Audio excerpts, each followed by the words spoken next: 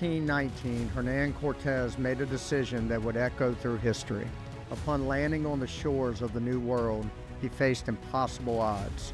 Outnumbered and surrounded by uncertainty, he gave an audacious order: burn the ships. With no way to retreat, his men had one choice: fight to succeed or die trying. And they did succeed. Cortez's story isn't just about conquest, it's about commitment. It's about making bold decisions, eliminating excuses, and going all in on your vision. Welcome to Burning the Ships, the podcast where we explore what it means to take risks, push boundaries, and refuse to look back.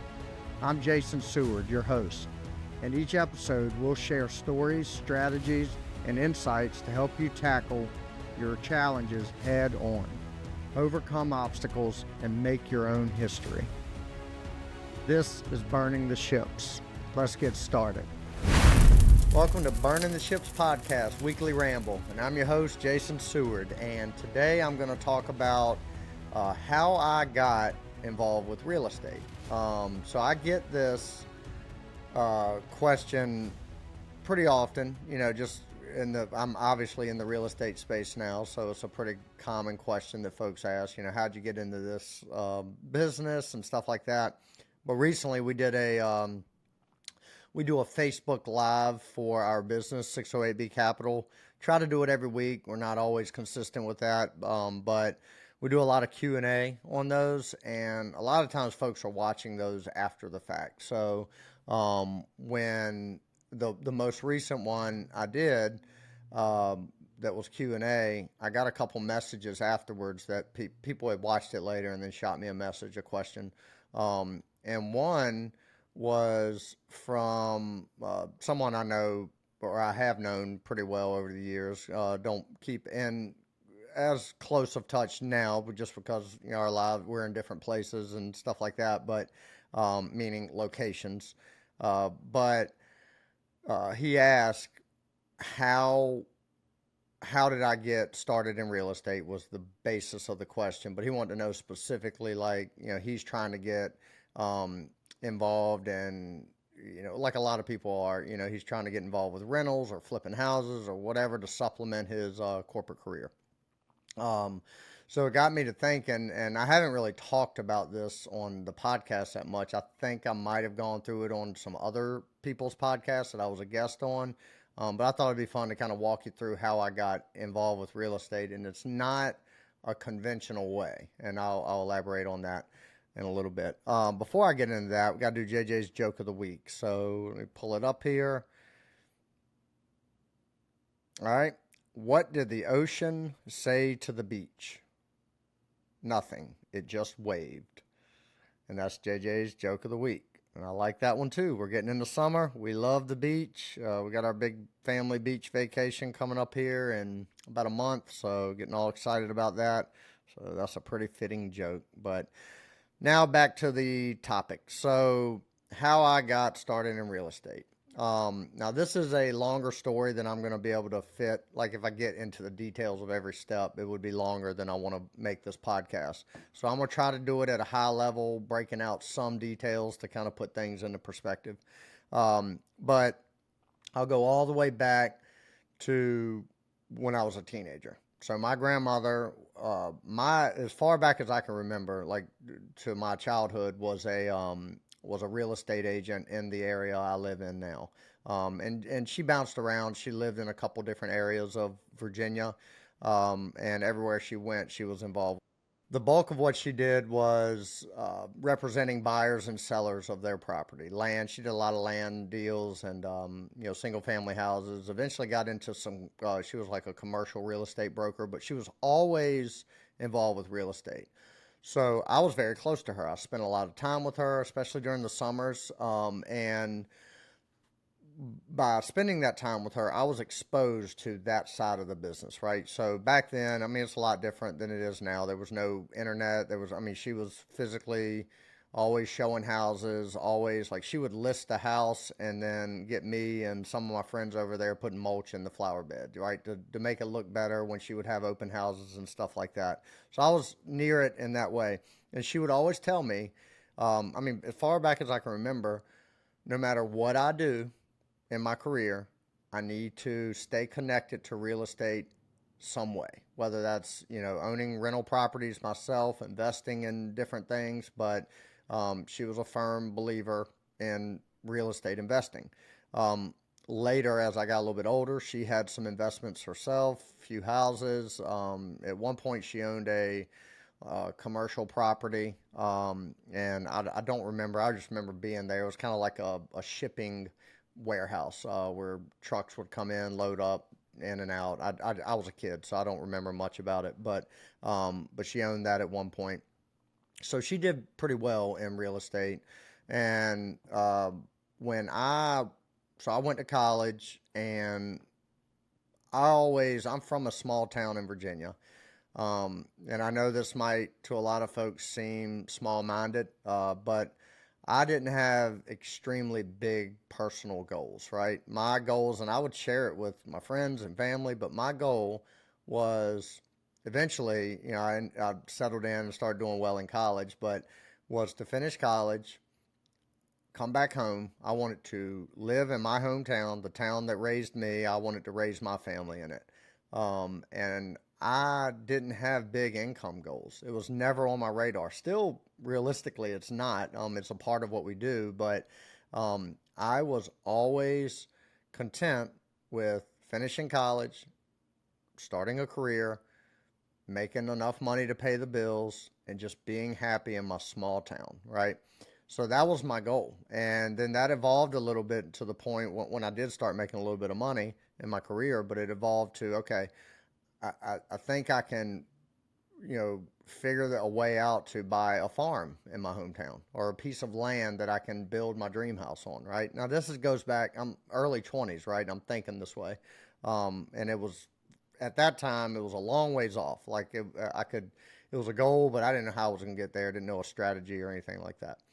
So I started when I got out of college. Right out of college, I was living with my mom. So I moved in with her for not long, a couple months. But then there was a single wide trailer in my hometown that was near the water. So it was like I won't go into much detail because people that aren't from here wouldn't recognize it. But there's a marina in my home county. So this trailer was just at the top of the hill of that marina. So it was direct access to a boat ramp. Out to the river we go. So I rented the place, and I remember the actual numbers. So it was $450 a month, and it was a single wide trailer on like a third of an acre. But it was an old trailer, like a '70s model that hadn't been updated since it was built. So it was in rough shape, but that's where I moved to. $450 a month. I got me a boat, a cheap boat, but I kept it in the water down at the bottom of the hill. And every day, every afternoon, we were out on that boat doing something on the weekends. And so it was like perfect for me. Well, it wasn't long living there. My grandmother, I had lunch with her one day, and she said, uh, you need to contact the owner of that trailer, see if you could buy it from him, see if you could work out a situation where maybe and I didn't know what owner financing was, but she, kind of schooled me on that a little bit. And to give you context on time, this was in 2006, 5-ish probably. I graduated college in '04, so this would have been 2005. And she kind of gave me that, like how to negotiate it or what I need to ask and how to talk to this seller or landlord at the time. And I knew him very well. I actually worked for him for a short period. He's a big contractor in our area, so I knew him very well. But I reached out to him and I said, hey, would you have any interest in selling this? And we went back and forth, ultimately settled on a deal. And we did an owner finance deal. Eventually, I ended up refinancing and paying him off, but initially it was an owner finance deal. Again, on a single wide trailer. No bank was comfortable lending on that old of a trailer at the time, but we worked it out. Remember, I was paying $450 in rent. Well, now with the terms that we worked out for buying it, now I own it. With him being a lien holder, or he seller financed it to me, and my payment, I remember it exactly, it was $425 a month. So I was paying $25 a month less. Now, granted, I had to now pay, I had to pay insurance on it. I had to pay taxes, expenses I didn't have before. But just my simple brain then, this was like easy. I'm paying $25 less a month than I was, and now I own it. So, and I got it at a really fair price. The lot, I know I paid less than what just the lot alone was worth. But again, it had an old trailer on it, and I was able to live there. So that was my first step. So from there, I started learning about equity and the power of that and how to leverage that. And I was learning that again first through my grandmother. She ultimately ended up passing away not too long after this. But learned that and those principles from her and some other people. And I was just at that point just craving knowledge. So I was trying to learn as much as I could about it. The more I learned, the more I realized, like, oh, okay, this is the path. Like, I could go out and bust my tail and earn a lot of money, to try to ultimately buy my land and buy my farm that I wanted so bad and build my house on it.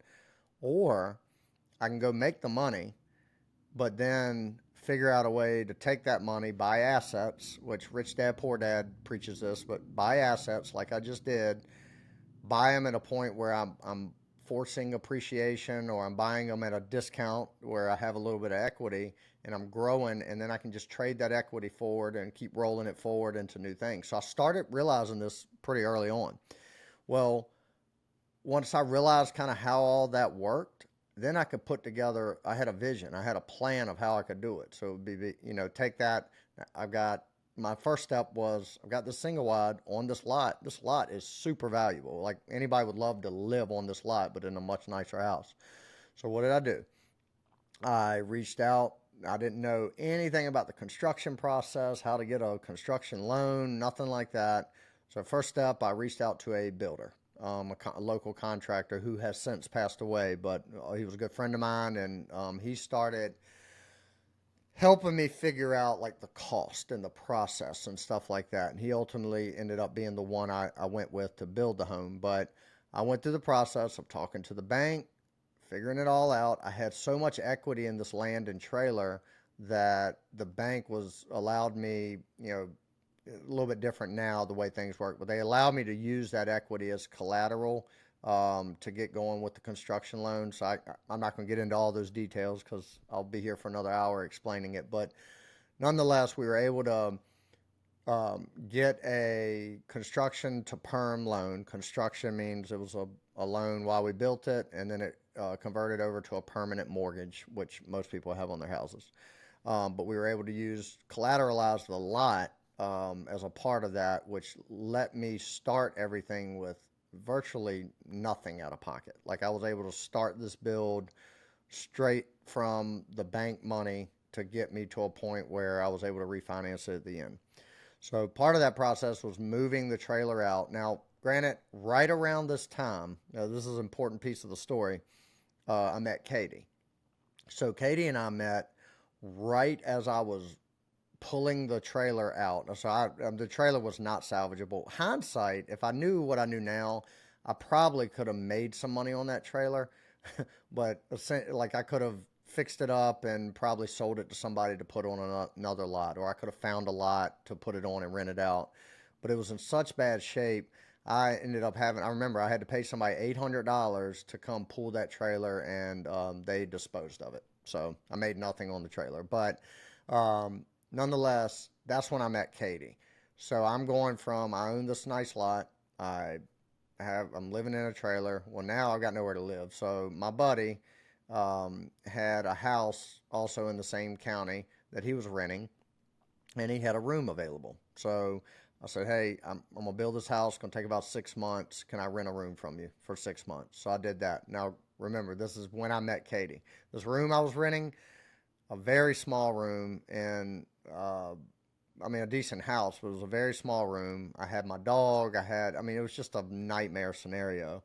Well, that is where, when Katie and I started dating, that was my house. That's where I lived. So it wasn't the most impressive way to introduce her to who I was, because I'm sitting here renting a room from a friend, But I also was trying to build something. So we built the house, and this is where things get fun. So I built the house, and I remember vividly being excited. Like Katie and I, now we had been, we were starting to date. The house ended up taking about 9 months to build, so we moved into it. At this point, it wasn't long after that Katie moved into the new house with me. But we're happy, everything's good. We get engaged in that house or just up the road from the house.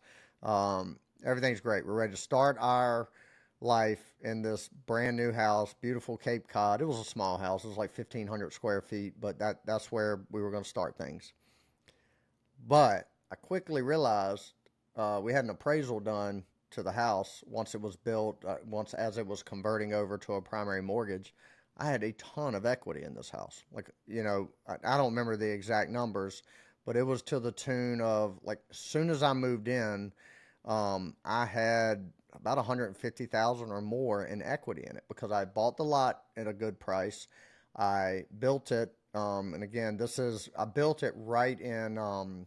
So we moved in 2007.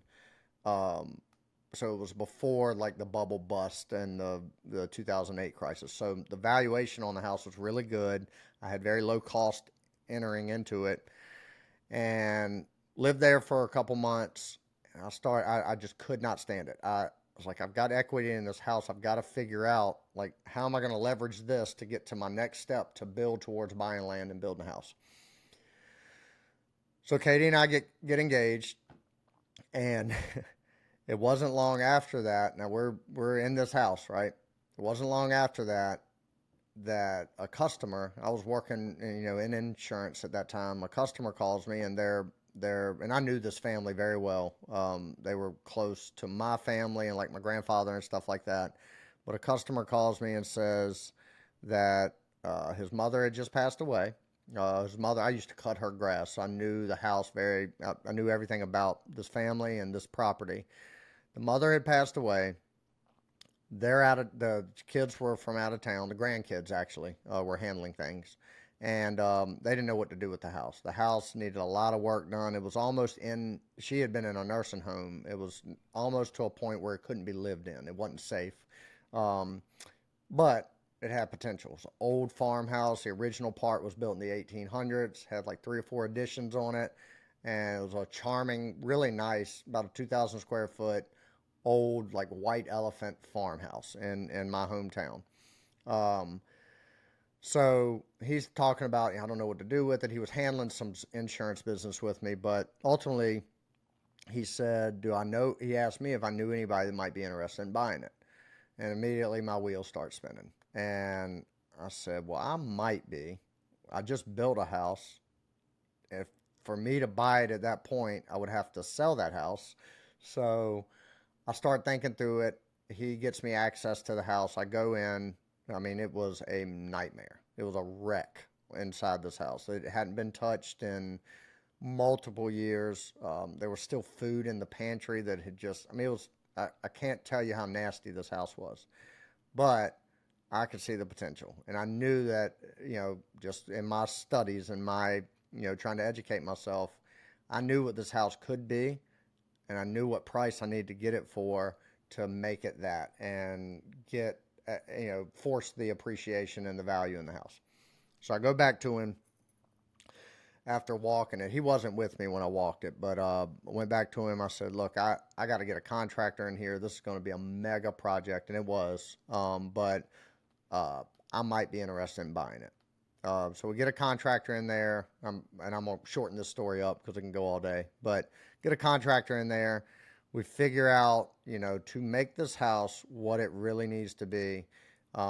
It was going to be, it ended up being, I mean, we probably put $150,000 into this house. That gives you an idea of how much it needed, and where we got it to. But so I was able to back into a number, and I offered him that number. He did not negotiate. He accepted it. Easy peasy. That we have like a verbal agreement.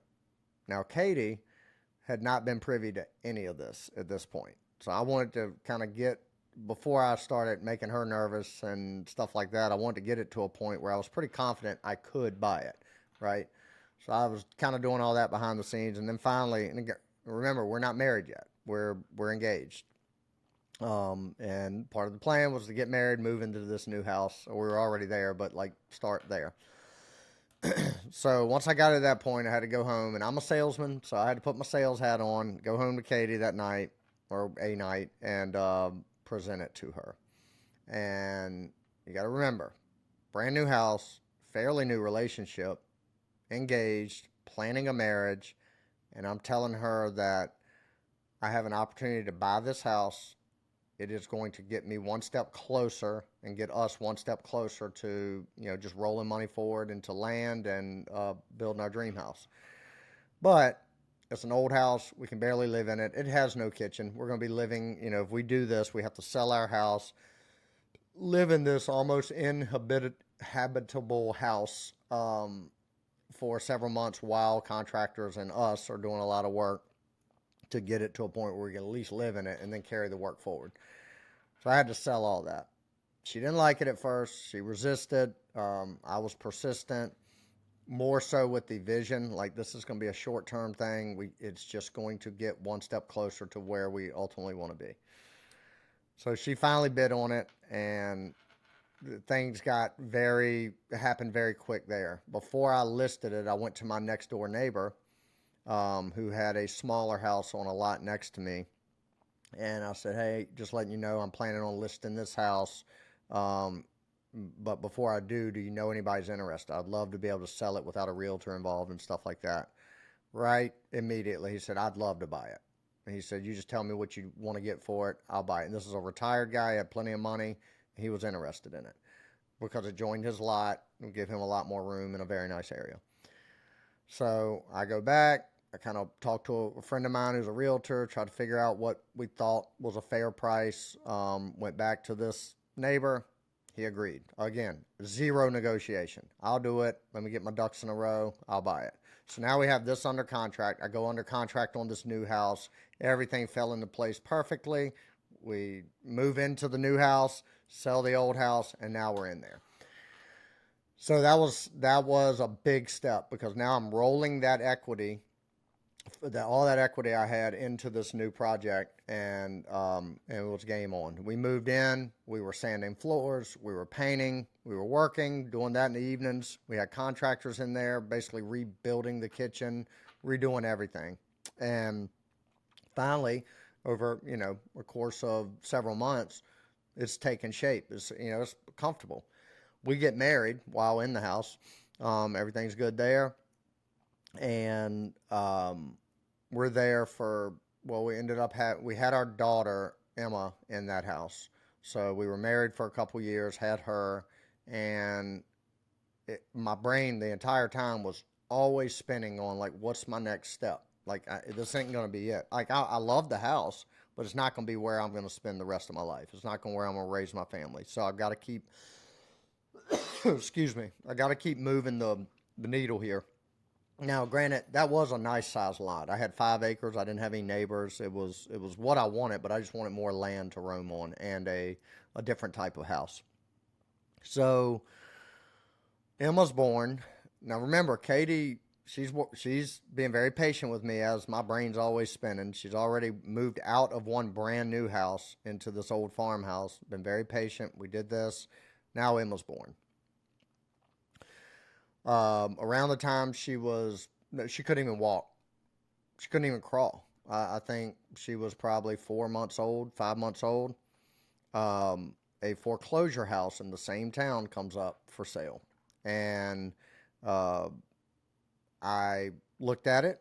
I was like, man, I don't know. I'm not making much money at this point either. Like, I'm very new in my insurance career. So I was making decent money, but not enough to go out and buy a bunch of houses. I didn't know how to get creative and stuff like that at that point. So, but we did get creative. We see this foreclosure house.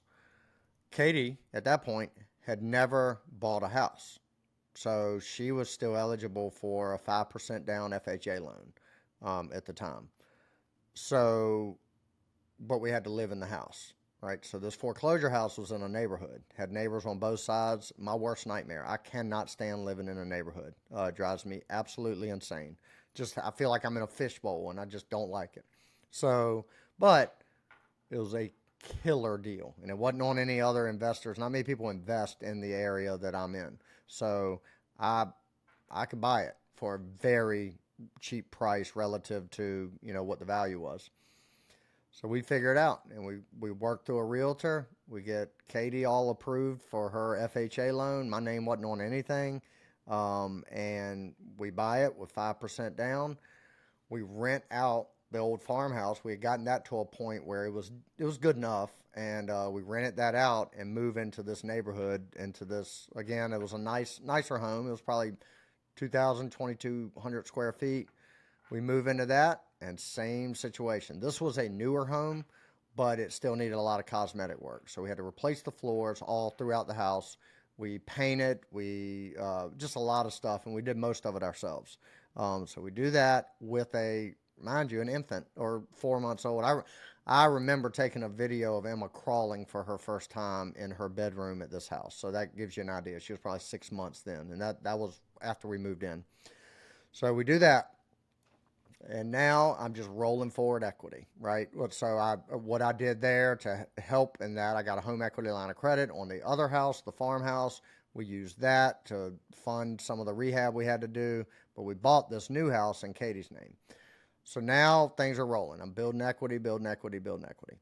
Um, the renters of the farmhouse asked if I'd be willing to sell them that.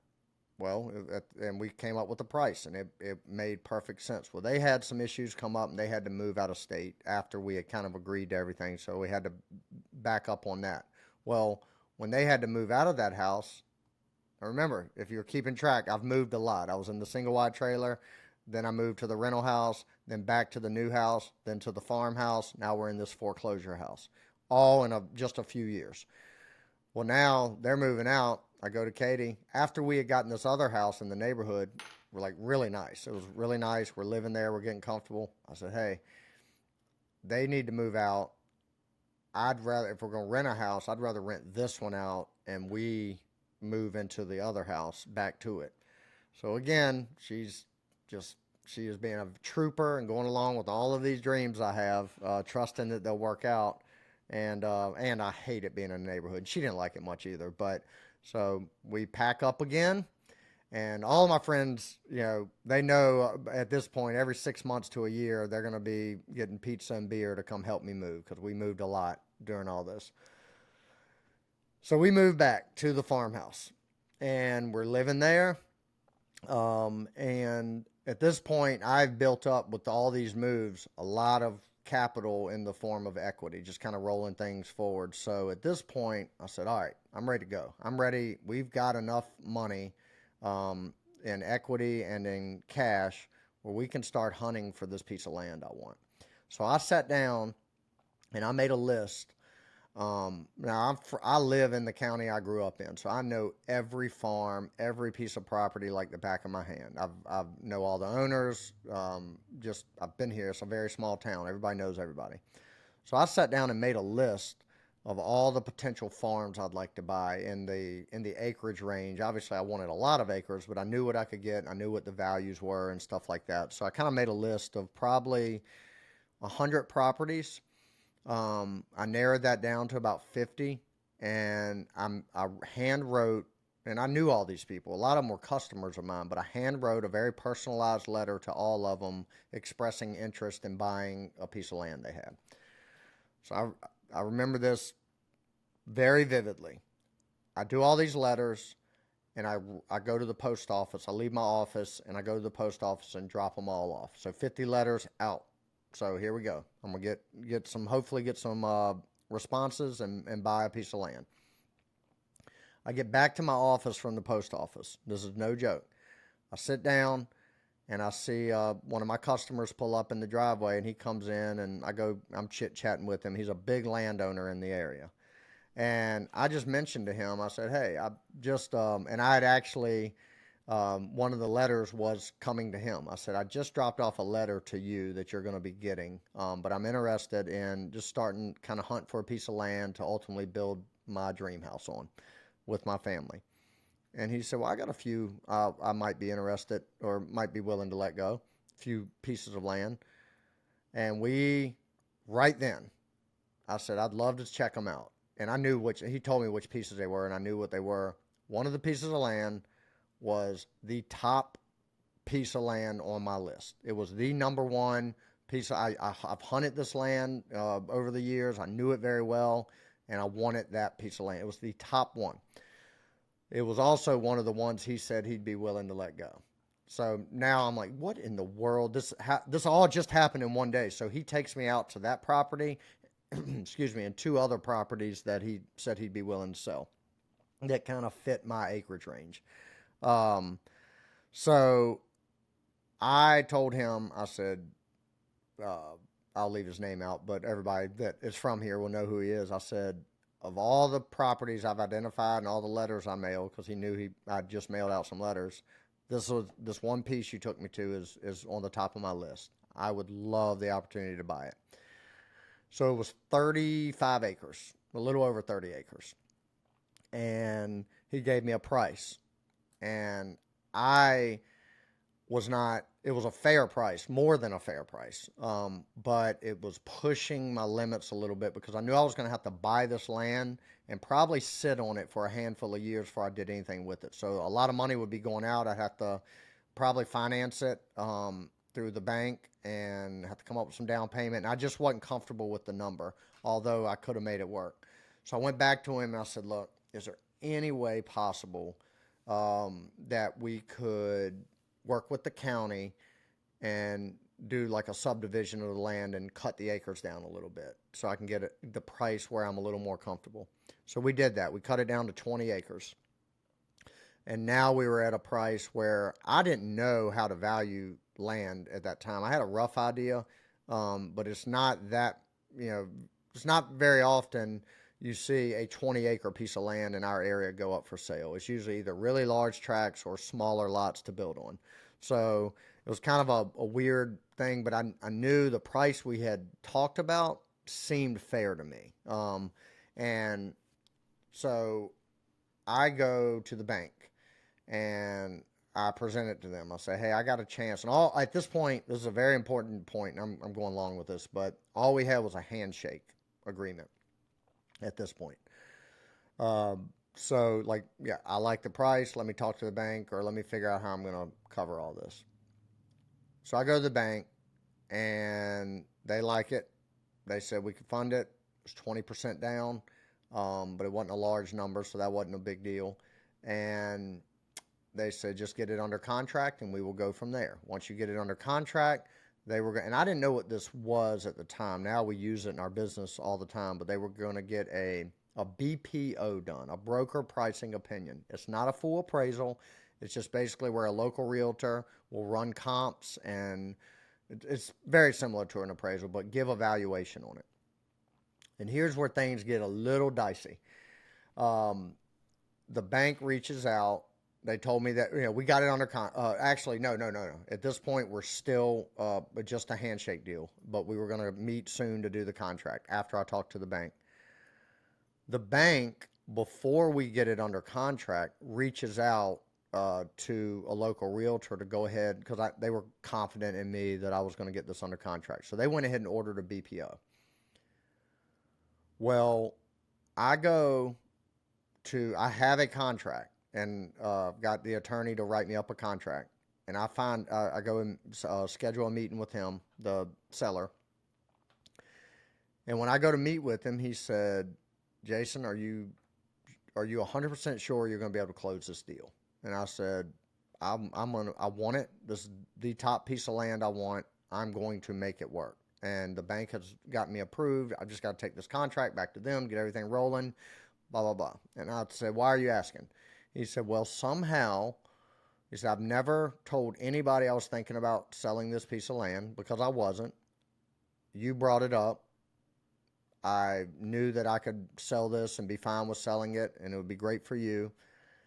And somehow I got approached by another developer in our area and offered, it was over twice as much as what we had agreed on. And I'm not going to get into the specific numbers. And he said, I don't know how that person found out.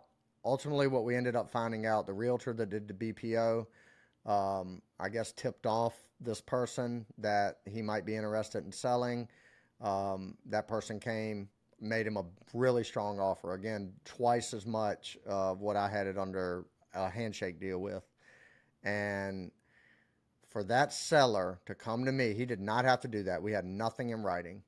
But for him to come to me and tell me that and say, if you're not, if you're serious, we'll move forward because we do have a handshake agreement, but I can make double this on this other potential buyer. And I said, I want it.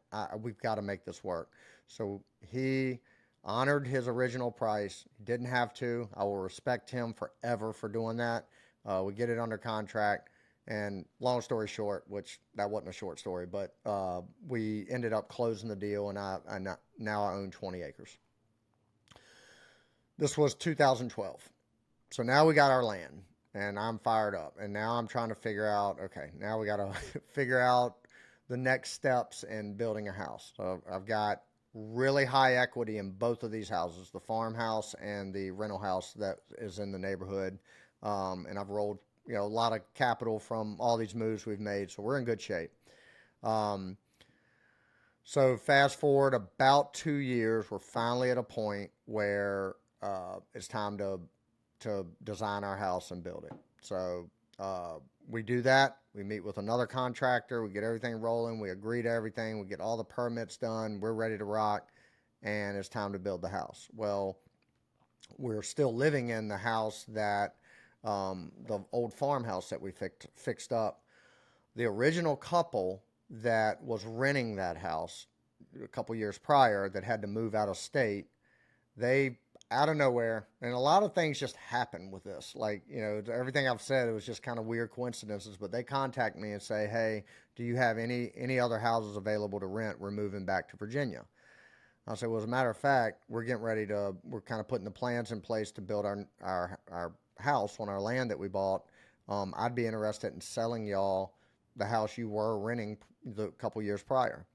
They were all in. So, they came back to Virginia as quick as they could to sit down, go over numbers. We signed a contract. We had an agreement. Well, the way it worked out is, we had to build a house before we can move out of the house we were in. And they were in another house that they had to be out of by a certain time to move into our house. Well, obviously, things get screwed up in construction, things get delayed. So we reached a point where they had to get out of where they were. We had already closed on the sale of the house that they were buying, so I was actually renting it back from them at this point, but they had to get out. They had nowhere to go. So we had to move into this new construction house when it was about 80% complete. It wasn't finished, and so we had to live there a couple months, but ultimately it all worked out. They bought the farmhouse. I went on to later sell that house in the neighborhood and kind of rolled that into everything I did with my land and my new house. And that was 2015. And at the end of the day, here we were with my dream house on my dream land at very low cost, meaning, the cost was normal, but I had so much equity built up in these prior moves I made. So I really got to experience the power of building equity and rolling it forward. So, we don't have, it's the same mortgage we had since we built the house. It's a relatively low mortgage, very good interest rate compared, and we have a pile of equity in this property because of how we did everything. Now, we are 40 minutes into this, but that's how I got into real estate. All throughout those years, I was rolling with my insurance career. So my real estate involvement up to that point was no strategy other than to get a farm and build a house on it. Once I completed that, and that was in 2015, I said, I'm done. I have no desire, because I hated being a landlord. I was terrible at it. I let people walk all over me, get late on rent. I was just awful at it. I wanted nothing to do with that. Didn't want to flip another house. Didn't want anything to do with it. So in 2015, I said, I'm good. I'm going to go now build all the income I can in my career and be good with it. But in the back of my head, I always had that itch. Like, man, I just did all this and was able to, in call it a 8-year period, hit a goal, built a lot of net worth through real estate just from pulling a few levers. So it was always in the back of my head, God, man, I could really lean into this and make something of it, but I got this career over here that I'm working. So for the next 2 years, I mean, I kept my eyes on the real estate market, but I didn't do anything, nothing. Didn't buy a house, didn't have a rental, nothing. I had nothing going on. And then I just started really having the itch of like, man, I love it. I know how to do it. I can learn more how to do it. If I can just develop a strategy, this could be my path to financial freedom. And by financial freedom, I mean where I don't have to go to a job, a 9 to 5, or my corporate career anymore, and I can live off the passive income of my real estate and stuff like that. It was a big dream. Didn't at the time know how I was going to get there, but it was the first time around 2017, 18 that I started developing a strategy around it. So to go back, my entry into real estate was not to grow a big business. It was not to grow all this passive income. It was strictly to chase this little childhood dream I have of buying some land and building a house on it in my hometown. That was it. So I spent all those years doing that. I accomplished it, and then I washed my hands of it. I didn't want anything to do with it. But that changed around again 2017, 18. And then I started really studying real estate, all facets of it. And I really leaned in onto what strategy I wanted to go from there. And then it was game on. Y'all have heard the story from there. Bill and I eventually partnered up. We were buying a ton of houses, dozens of them, renting them out. We were flipping them, and we grew that very fast. So from that like 2017 to 2022 period, we blew it up. And we changed course a couple times throughout that process or those years, but ultimately it led us to a place where we had achieved that point and could see a path forward where we could ultimately leave our corporate careers, which we did in 2022, and then Bill a little bit later than that. So that story, I get asked a lot, how did I get into real estate? And it's not a conventional route. It was just me realizing early on how I could pull some levers to get something I wanted, which was land and a house. We got that. I still live in that house to this day. I'll die in that house. But I've since, like, that gave me the taste. And once I started putting a strategy around all this stuff, things took off and ultimately got me to where I am now. And we have other businesses with our lending business and stuff like that that are tied to real estate. So that was a long episode. I apologize for that, but appreciate you hanging in. And hopefully that sheds some light, because I do get that question a lot, but shed some light on how I got into the real estate game, how I've grown it. But again, it wasn't a conventional path or a conventional motivation. It was something very individual to me, selfish to me. I would say the MVP throughout that entire early process was my wife, Katie. As you just heard in the story, I think we moved, and I might have missed a few pieces, but I think we moved 5 or 6 times in the first few years of when we met, like before JJ was born. So like in a 4 to 6 year period, we moved 5 or 6 times. And a lot of those times were with Emma, a little baby by our side. So Katie not only supported it, she got frustrated sometimes because that's just, my brain is always going, and sometimes she just wanted to settle into a house, right? But every step of the way, not only did she support it, she rolled up her sleeves. I've got a library of pictures and videos of her painting and me putting flooring down and sanding floors and all this stuff. And that, like, now looking back, I'm so thankful for that. Like, and so is she. It was like we really worked our butts off to get something we really wanted. And we dealt with all the adversity that came with that and ultimately got it, and then took a break. And then that kind of leaning on that experience, because that was a lot of adversity, I knew I could grow something within that real estate industry, and I have. So with that, I'll wrap up another week or another episode of Weekly Ramble, Burning the Ships, and appreciate you guys hanging in there with me. And we will talk to you next week. Have a good one.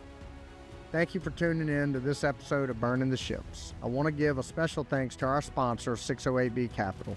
helping real estate investors secure fast, reliable funding to fuel their boldest moves. If you're ready to take your investing to the next level, visit 608bcapital.com to learn more. If you found value in today's episode, please take a moment to rate and review the podcast. Your feedback not only helps us improve, but it also helps us reach more people who are ready to burn the ships and commit fully to their goals. And don't forget to share the episode with someone who needs that extra push to take bold action. I'll leave you with this. Burning the ships isn't just about removing the option to retreat. It's about unlocking the courage to charge forward. No matter the odds, the past is behind you and the future is yours to conquer. Thank you for listening, and I'll see you next time on Burning the Ships.